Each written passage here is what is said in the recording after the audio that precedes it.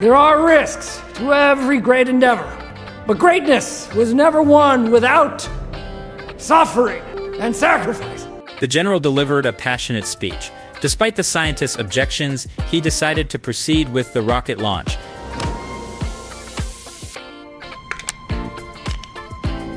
His determination impressed the professor. As a result, the rocket successfully launched into space. There's no way we are getting back to the moon with that kind of thinking. It's a good observation, well reasoned. Cheers. Thank you, Doctor. The professor admired the general's boldness and acknowledged his leadership. However, just as they were celebrating together,